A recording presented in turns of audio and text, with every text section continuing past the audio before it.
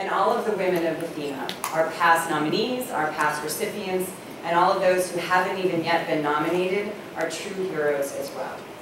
In their everyday lives, they live to the fullest, not just by their work, not just by what they do in the community, but also by what they do with other women and helping them reach their fullest potential.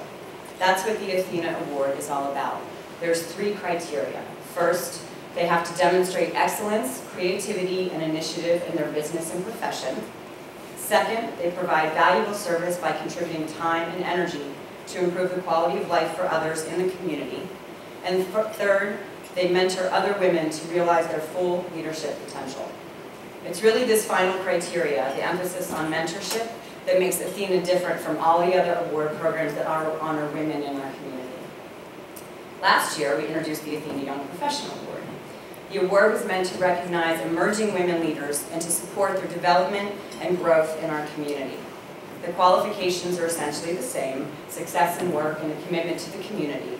But there's a bit of a difference in that final nomination criteria. It's that the nominees have to serve as role models for their peers. It's similar to Athena, but it's just tweaked a bit for this younger generation because the award is meant for women that are 35 years of age and younger.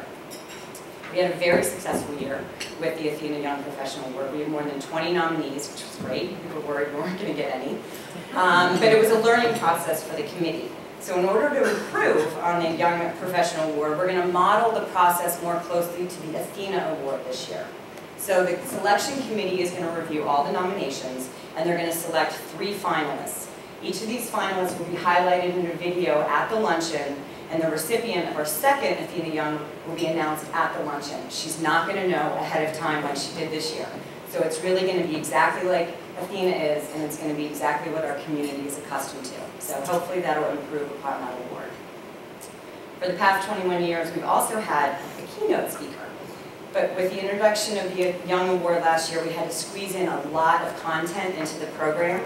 And with the change this year of having 3 finalists and making the announcement of the award like Athena, we've decided to focus only on the finalists and remove the keynote speaker. So we will not have a keynote speaker for this luncheon this year. And as we know, the luncheon really is about learning about the women of Athena and who we've nominated and who are the finalists. And so we're going to dedicate the entire event to doing just that.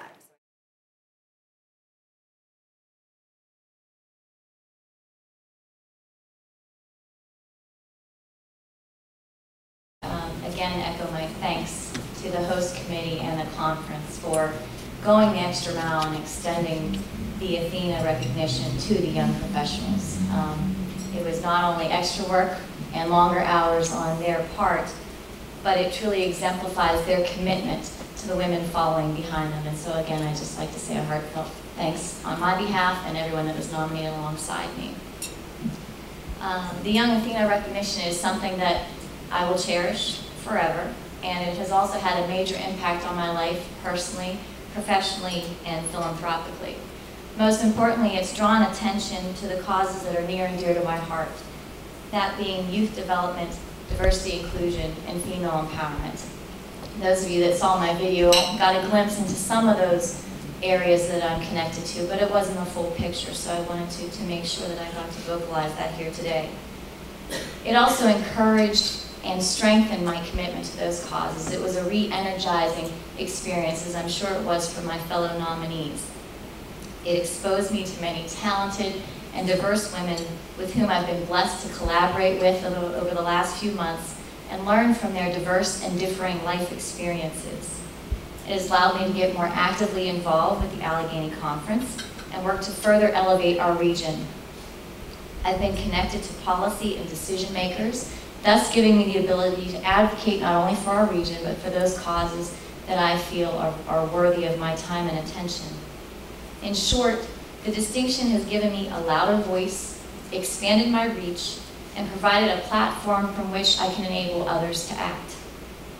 The award is not an endpoint, but rather an energizing springboard to the next chapter. I look forward to working with and alongside each of you in this room to make our region and those in it more vibrant going forward into the future. You heard a little bit about the format changes to the Athena Young Professional Award, and I'm very excited about those.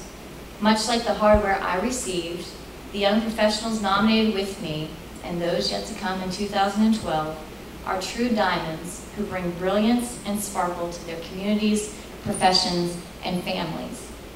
In recognition of the many wonderful contributions our young professionals made to the community, the Athena Committee felt it proper, and I agree, to modify the award and acknowledge 3 finalists.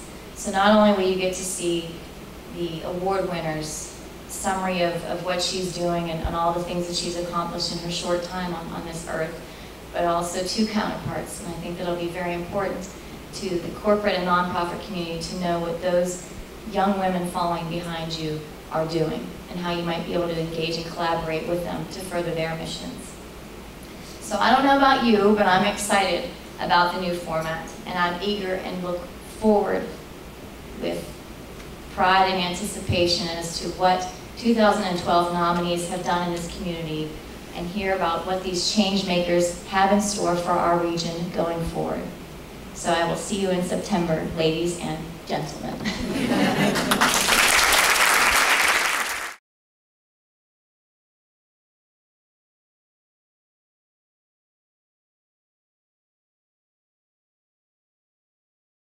People, you know, clap and say the work you do matters.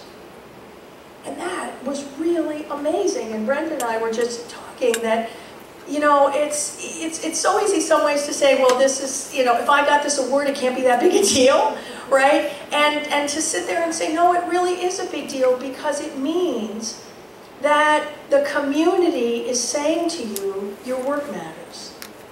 And I'll tell you, that will keep me going for a really long time, right? That is the fuel that will keep me doing what I'm doing for a really, really long time, because it was amazing. It continues to be amazing.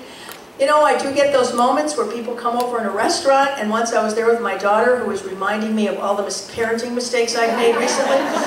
She's 14, and apparently I've made quite a few. And someone came over and said, MJ, I think I know you. And Zoe said, yes, this is MJ Tussie. She's my mother, and she did win the Athena Award. And I said, Zoe, I thought you hated me. And she said, well, not all the time. So it was even amazing that my kids for 10 minutes thought I was really great. But seriously, and so it is an amazing shot of professional validation. I am sure for everyone who is nominated for the award and for anybody that receives the award. And for that, I am eternally grateful. And I promise to pay it back in enormous energy and commitment to women and girls from here on in. Thank you.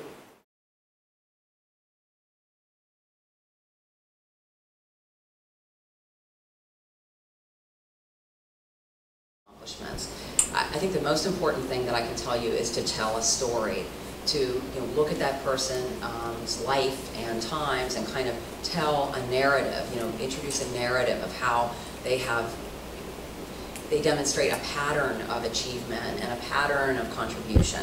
And that's what really will resonate with the judges if you're able to draw on that. Include quotes from those who interview about the impact that your nominee has had. And that one I thought was really great, because I know that one of the challenging or specific distinguishing characteristics of this awards program is the fact that it emphasizes mentoring other women. And some women that maybe have kind of met all the criteria, but you're not really sure about that third one. Is it strong enough? Have they had a mentor in their life? Maybe they haven't, so you're not sure. I think this is a great way by including quotes and observations and comments from people that they've worked with about their impact on them as a woman. You could really address that in a different way. Or in a broader way. So just something to think about there. Focus on results, not superlatives. I've kind of said that in several different ways, but I think it's important. Remember, the Athena Award goes to, and I just wanted to repeat this, a woman who actively assists women in realizing their full leadership potential. So it's something to give some thought to, whether it's in the professional accomplishment, the community contribution, or in that kind of that concrete assisting other women part. And then, in conclusion, the Allegheny Conference and Athena host committee folks are all here to help. Feel free to call any of us for tips, ideas, guidance. I mean, I know that I would be very happy to help somebody kind of pull out some important elements of a narrative, or try to give some ideas on some people that could be interviewed. And I know that Maris and Barbara and all the members of the host committee would be happy, who have nominated finalists and winners in past years, would be happy to help. So, thank you and good luck. Thank you all for coming this morning. I look forward to reading a lot of nominations and then also seeing you at the luncheon on September 24th. Thank you.